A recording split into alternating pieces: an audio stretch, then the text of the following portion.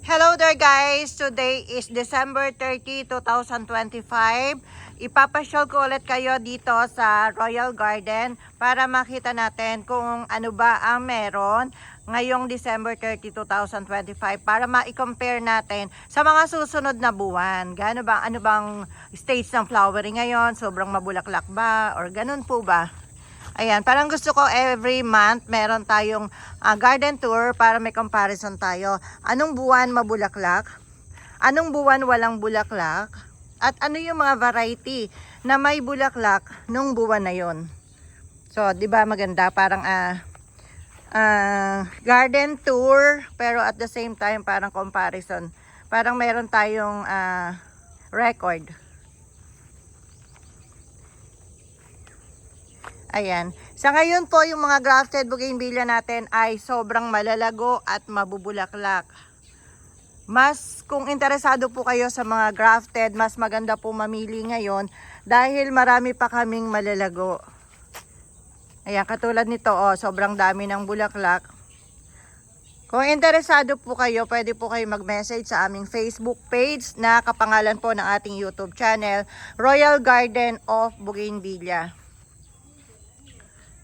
Yan po, pwede kayo mag-message at mag-inquire about doon sa ating mga grafted na to, kung magkano bawat isa. Like for example, etong pot na to na may mga big bracts, magkano ang isang paso, paano makakarating sa inyo, paano yung mode of payment, ganyan po.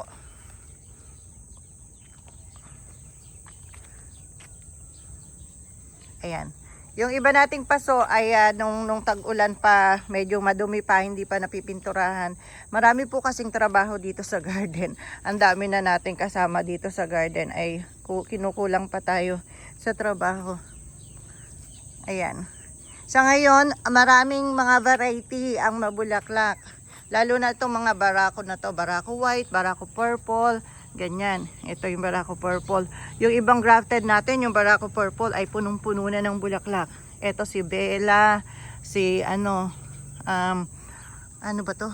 Glossy, Brisa ba yun? Tapos ito, tingnan nyo yung tricolor natin. Variegated tricolor, wagas, puno ng bulaklak ang sanga. Ayan, variegated tricolor and tricolor green leaf. Ganyan po sila kalalago. Sobrang mamulaklak. Ayan. Ang maganda po dito sa mga grafted natin dito sa Royal Garden ay masusing pinipili ng inyong lingkod ang mga variety na ipapalagay sa bawat puno. Namimili tayo ng mga variety na mabulaklak. Mabulaklak. At yung iba dito, year-round talaga ang bulaklak nila. Katulad ng isang paso na to, maraming variety yung nakagrap dito. Pero, hindi ito nawawala ng bulaklak. Although hindi lahat ng variety ay sama-sama at sabay-sabay namumulaklak. Kahit nung tag-ulan, hindi siya nawawala ng bulaklak. So yun po yung minamaximize natin hanggat maaari pagdating sa inyo ay manatiling may bulaklak, hindi man lahat ng variety. So yun po yung pinipili ko every time na magpapagrap ako or ako yung magagrap. Parang sinisigurado ko na yung variety na yun ay laging may bulaklak. Kasi po may mga variety na once a year lang mamulaklak. Pero ito pinipili natin yung mas madalas mamulaklak at mas maganda kung year round ang pamumulaklak. Lalo na po yung mga yung maliliit ang bracts ang tawag dito. Maliliit ang bulaklak. Mga small bracts. Yan po ay laging may bulaklak. Ito yung yellow. Mas perak yellow na to. Hindi to year round. Pag ganitong panahon lang to, pag summer lang.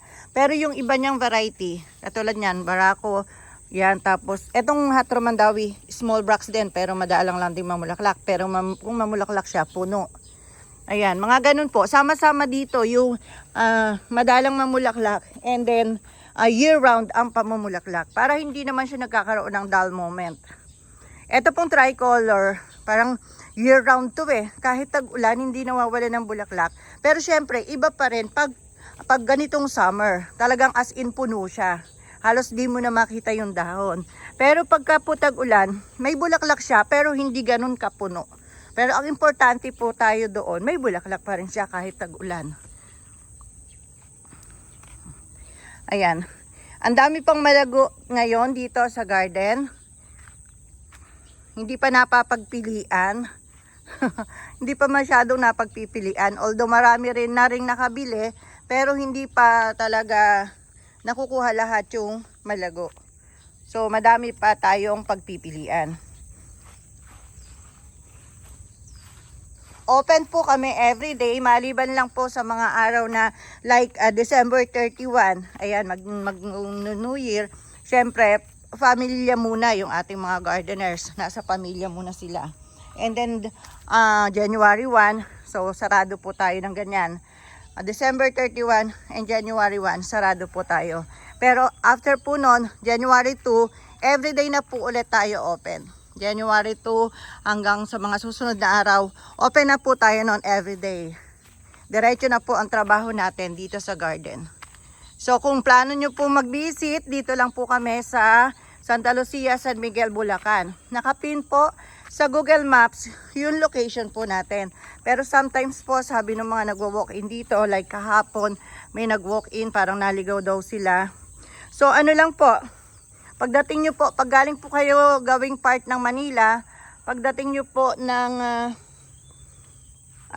San Miguel, hanapin nyo lang po along the highway, yun pong after po ng Jollibee, after ng KFC, may kanto po gawing kanan, mayroon sa tapat nun gawing kaliwa, tapat ng kanto na yun, may red horse, parang ulo ng kabayo na kulay red.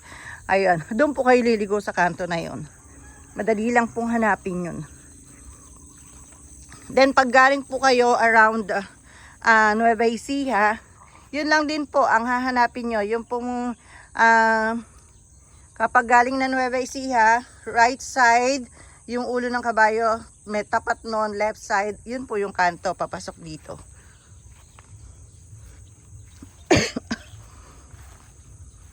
Ayan.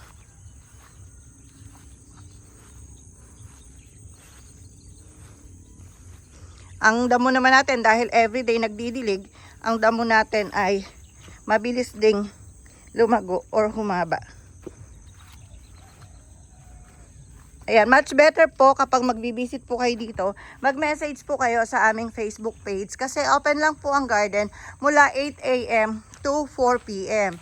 Kung malilate po kayo sa 4 PM dahil sabihin malayo pinanggalingan, like kahapon po, gabi na dumating yung walk-in, ay dapat po alam namin kasi hihintayin po namin kayo. Magpapaiwan ng gardener na pwedeng mag-assist sa inyo. Kasi hanggang 4 lang po talaga nag-uwi po yung gardeners. So kung alam namin na darating kayo, hindi masasayang pagod nyo, mahihintay po namin kayo. Kung hindi po namin alam, pagdating nyo po, sarado na yung garden pag na-late po kayo sa 4 PM. Yan. So message lang po kapag plano nyo pong mag-visit dito. Follow nyo po kami sa aming Facebook page, Royal Garden of Bougainvillea. Yan. Regular din po ang pag-upload namin doon ng mga ganitong grafted. And may mga rooted din po tayo na ina-upload, like mamaya po mayroon kaming live selling sa ating Facebook page.